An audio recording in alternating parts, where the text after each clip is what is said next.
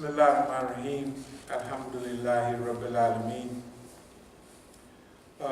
This is a fundraiser for highest stage or the next stage of our movement. I'll explain to you why it's a fundraiser, and I'm going to explain to you, inshallah, what stage we're in as far as the movement is concerned.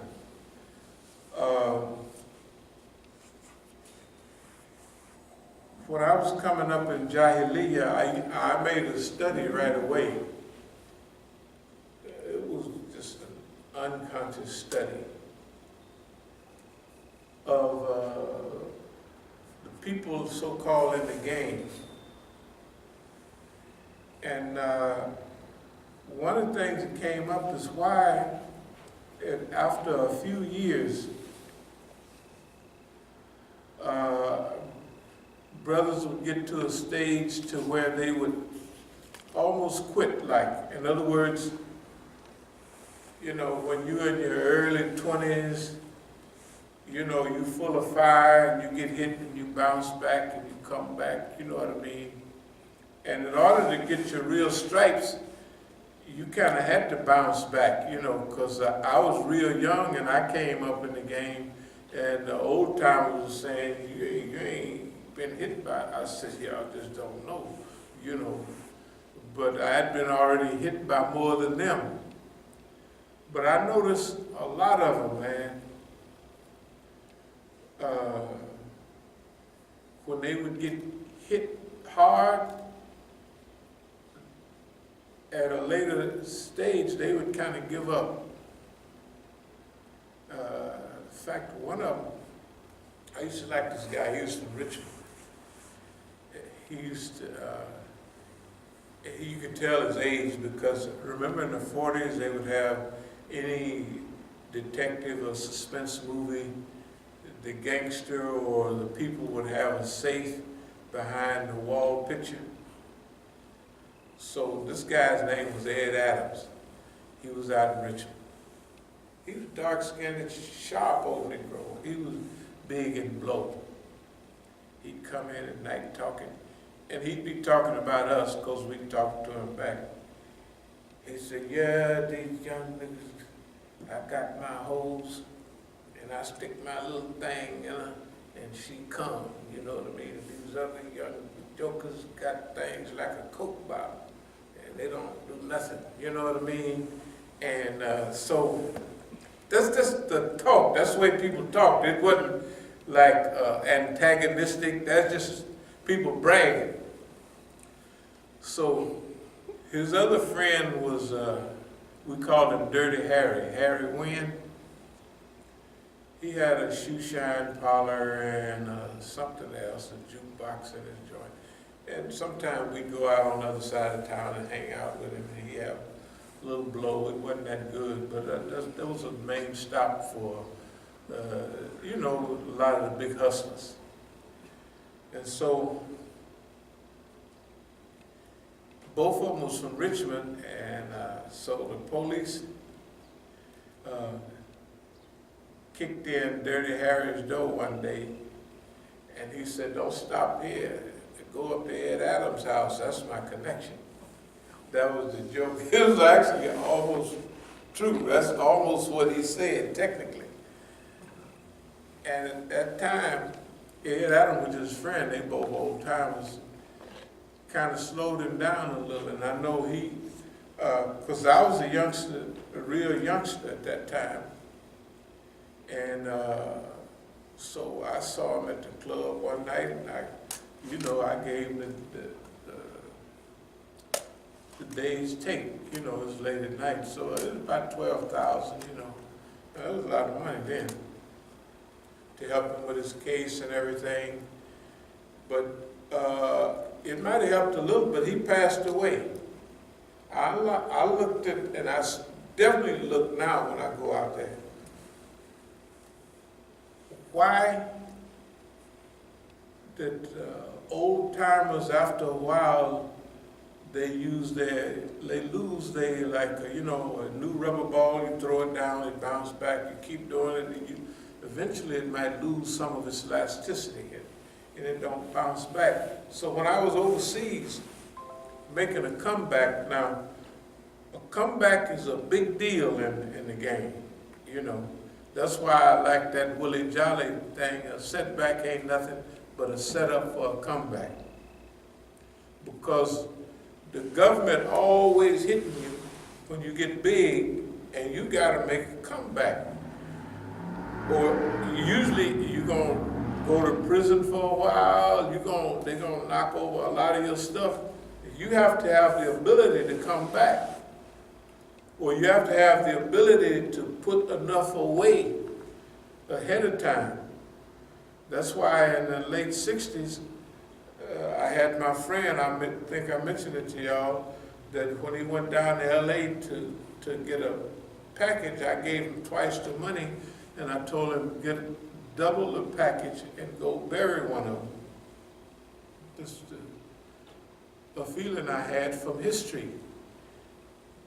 History had always come a time, whether it's Bonnie and Clyde, it don't make no difference who it is, when the system, Butch Cassidy and the Sundance Kid, you know, the Pinkertons, pretty soon the system, the people with the money, if you robbing their trains, they're gonna put somebody on you.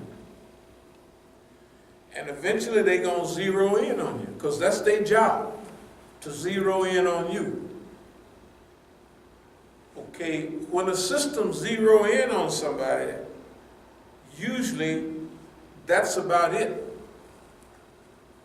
And everybody will treat you like that too. They will look at you like, yeah, man, I'm sorry that you got to go, you know, and stuff like that. That's the way my friends in Oakland was looking at me 2-3 years ago. And I was trying to tell them, it ain't like that. But they was looking at what was happening. They were certain. They were certain that whatever was going on, whatever they see, and the Muslims was acting like too. This is a foregone conclusion. They was looking at me like this is 1971. That it's all over. The white man got you on the board, and basically you're finished. This time, something different happened.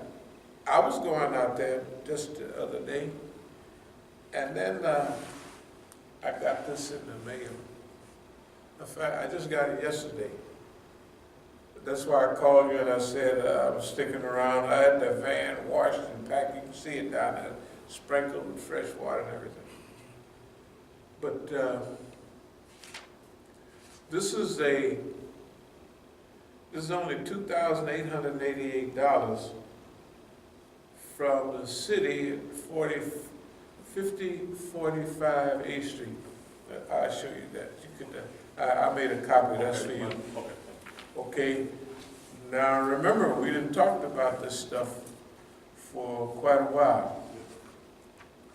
Okay, so what I did was, I've been getting tons of, they want to buy that property.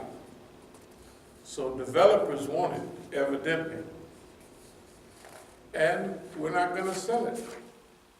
Okay, so since we're not going to sell it, they start posting notices and what have you on the property. First they posted property on the next postage on the next door property, where they building those 3 townhouses to clean it up and what have you. First they sent me the bill, and I called them and talked to them. I said, you know, I got something from y'all the other day about lot number 13. What I said, I don't know. They said, have you cleaned it up? I said, of course I have. Now here's the thing. They put a notice on there said it was February the 9th, but it wasn't February the 9th.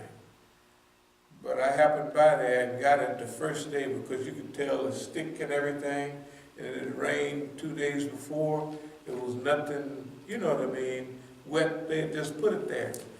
They wanted to put it there, and then they wanted the guy to come, send somebody to clean it up, which they've never done on our property.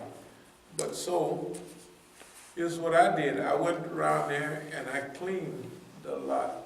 You can see this. I cleaned our lot, and then I took the picture with the truck, and I took the picture with the garbage. Remember that? Then what I did was, I put the garbage in that bag out there, and any forensic study will say that garbage came off that side of the hill. Now that's clean better than they've ever required.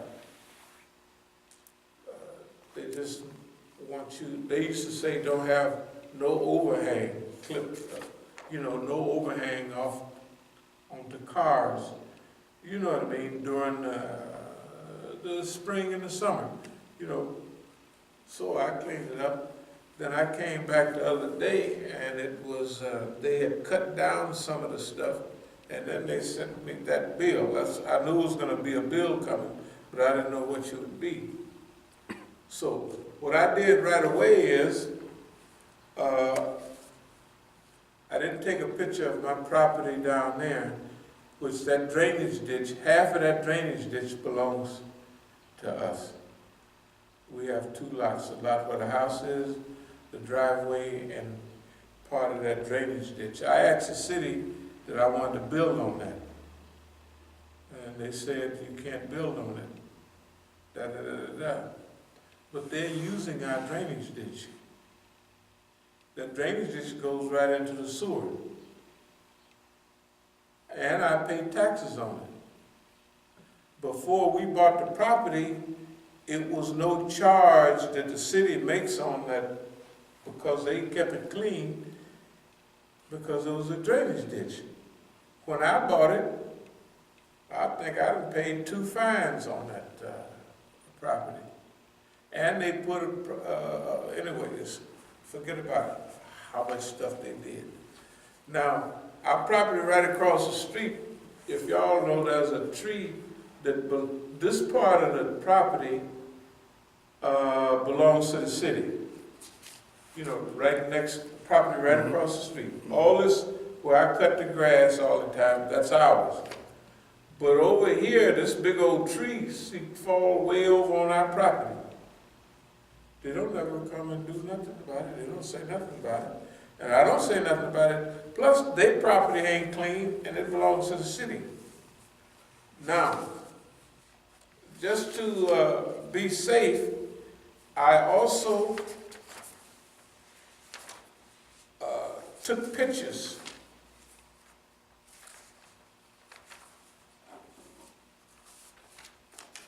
This is,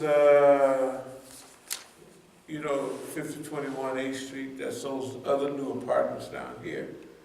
And that overgrowth comes all the way down here to the street, but ain't nothing on it. You see what I mean? Now, the other property, you can see that right here, this got stuff and and there's no sign that says clean it up.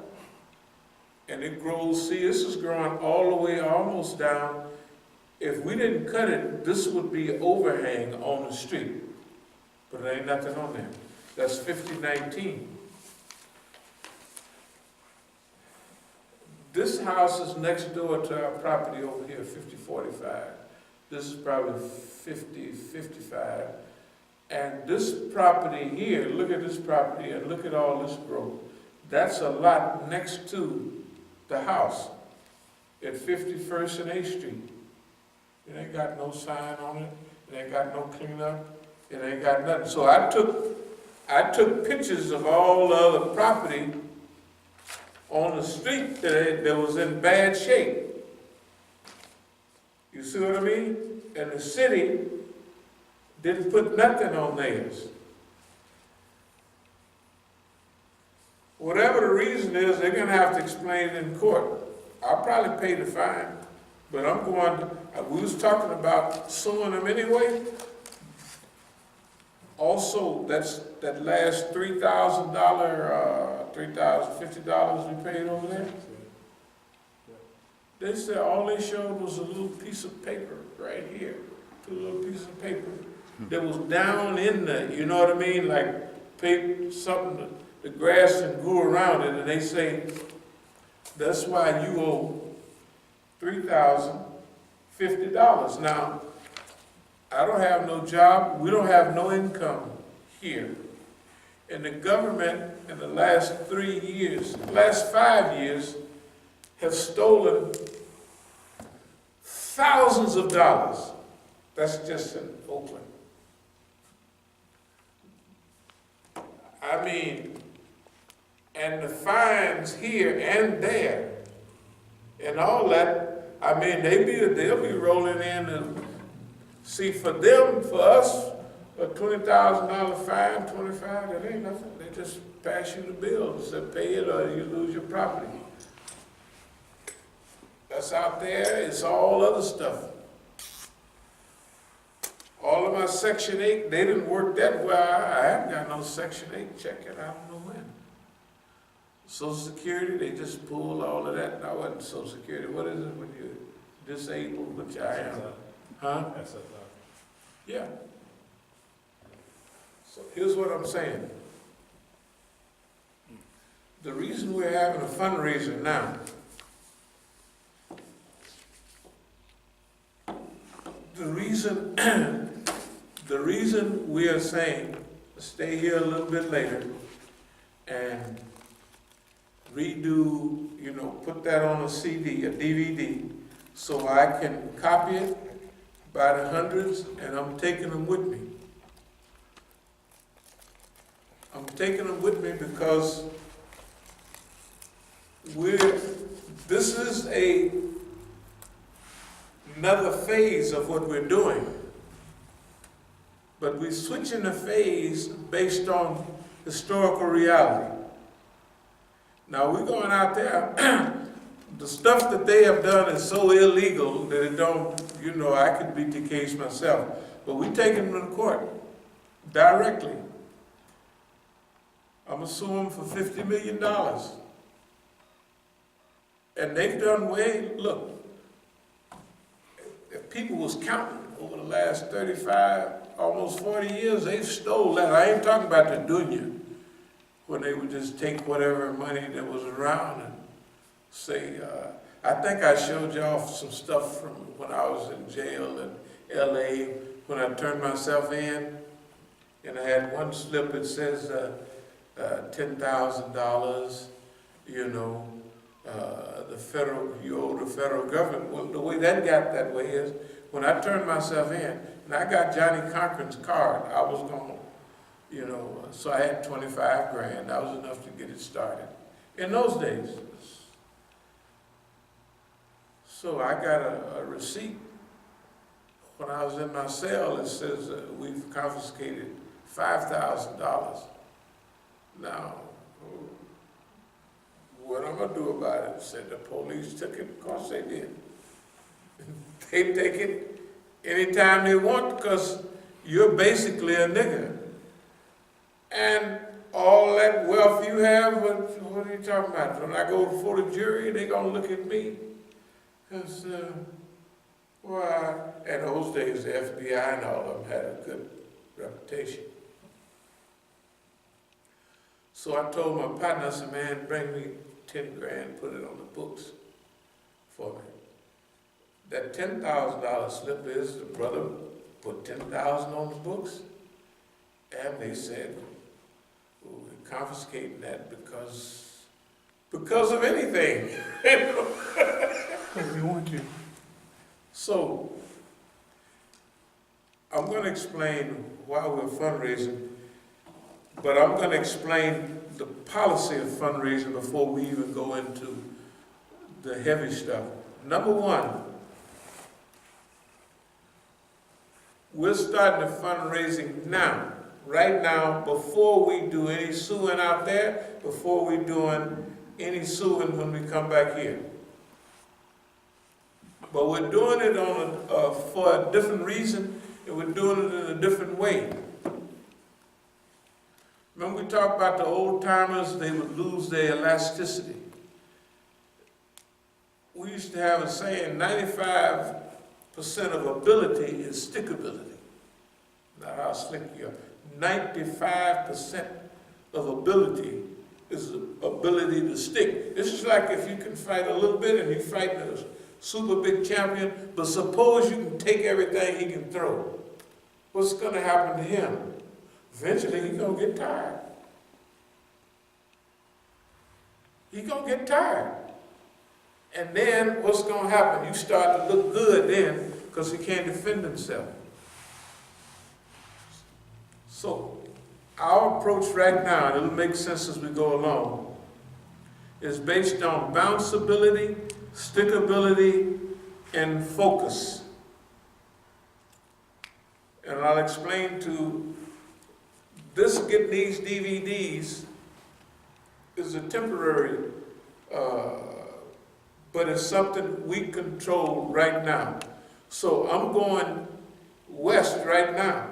So I want all my friends, whether you're in the high mountain states or wherever you are, just watching this, and I want all of our friends, and I'm going to be specific, especially the Shia community, because we've been isolated and cut off from all of the rest of the community for speaking, for even being around, and definitely for raising funds.